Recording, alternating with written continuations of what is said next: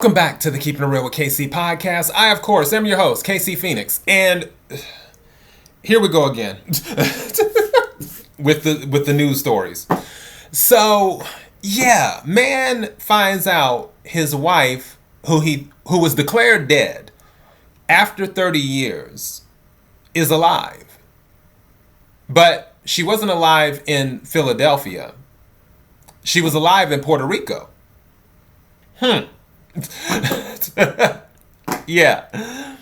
So let's get into this. I'll give you some thoughts in a second. A U.S. woman who was declared legally dead after disappearing for more than 3 decades ago has turned up alive in Puerto Rico, her family and police have said. Patricia Cupta, now 83, had last been seen in Pittsburgh in 1992 when investigators began looking into her disappearance. She was known to be an eccentric street preacher who went by the name Sparrow. Kind of reminds me of Game of Thrones, because that's what they call them, the Sparrows. So yeah, Ross Township Deputy Police Chief Brian Colhep said on Friday, Miss Copta, who has dementia, has been living in a nursing home after she was taken in as a person in need 7 years after she disappeared. It's a relief she hasn't been murdered. Her husband, Bob Copta, said he had been married to Miss Copta for 20 years before she went missing. He said it's a relief knowing that she's not laying in a ditch somewhere or murdered somewhere. The 86-year-old added that his family suspected she may be in Puerto Rico, but she was declared dead around 25 years ago. And this sentence right here, this is where I paused for a second and my spidey sense started going off. So I'm going to read it again and let it marinate for the people who are listening. The 86-year-old added that his family suspected she may be in Puerto Rico, but was declared dead around 25 years ago. The family suspected she may be in Puerto Rico. Now,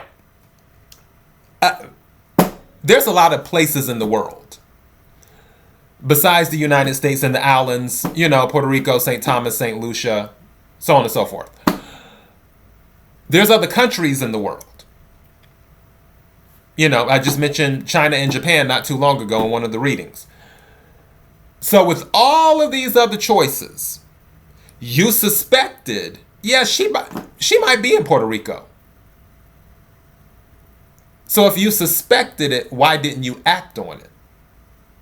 Why didn't you put a few calls out to nursing homes or mental institutions? Because that doesn't cost any money. You can call, if you live in the United States, Puerto Rico is considered part of the U.S. You can call that for free. That's included in your T-Mobile plan. So why weren't you calling? Why weren't you investing the time to call?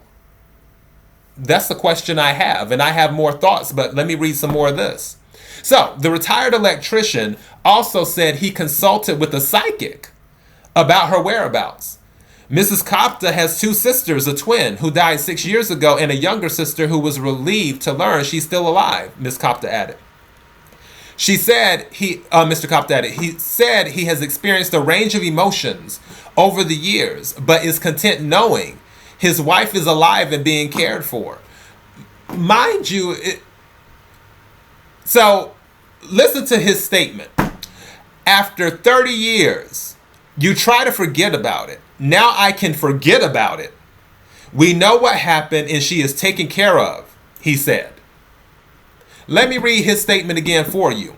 After 30 years, you try to forget about it. Now I can forget about it.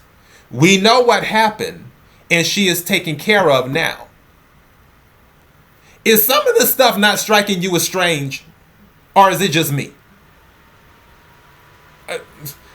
I'm just saying.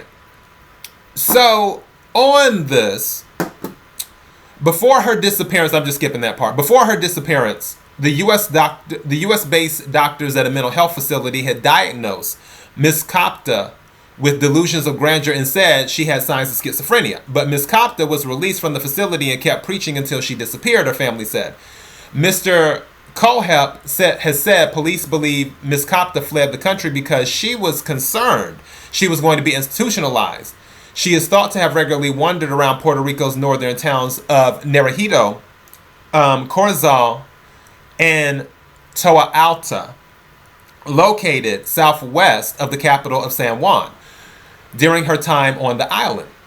Ms. Kopta had kept details about her life secret when she ended up in a nursing home, but began divulging information as the years passed. Last year, she revealed information which caused the social worker at the nursing home to contact the authorities in Pennsylvania about her identity.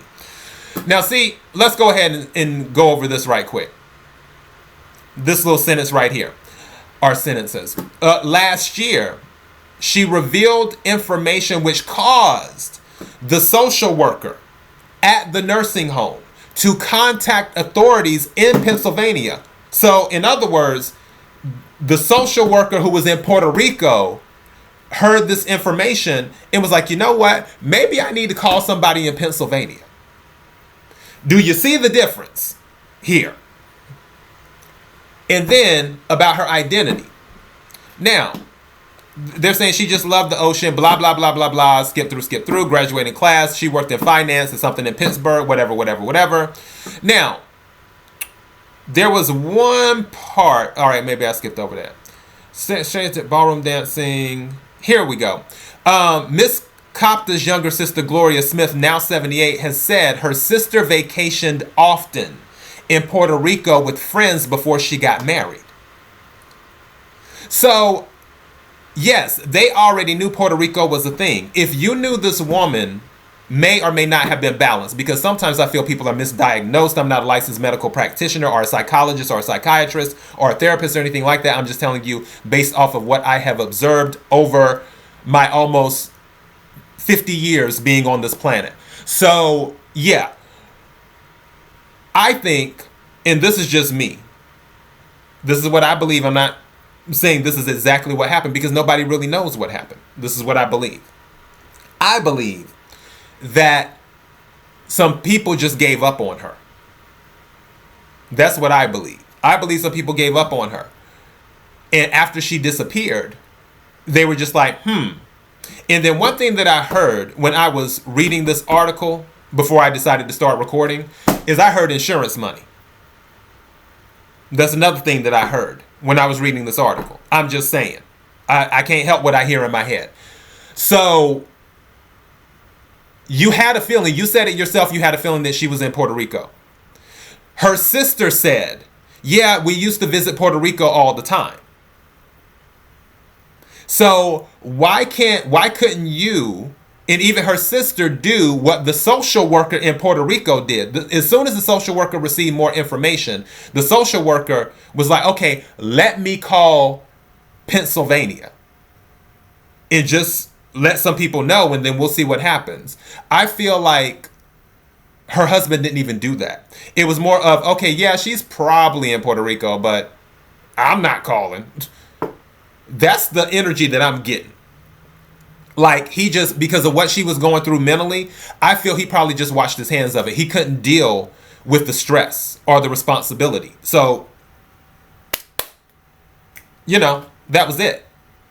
But I also feel, and this is just what my spirit is telling me, I feel that when he got that phone call from the police after the social worker in Puerto Rico called them, and then the police called him, he was not surprised. He was not shocked. He was not like, oh my God, I'm so glad that you found her. No. It wasn't that energy at all. So, but I just wanted to cover this story. That's all I got. KIRWKC.com, main podcasting platform. Podcast everywhere. Until next time, be blessed.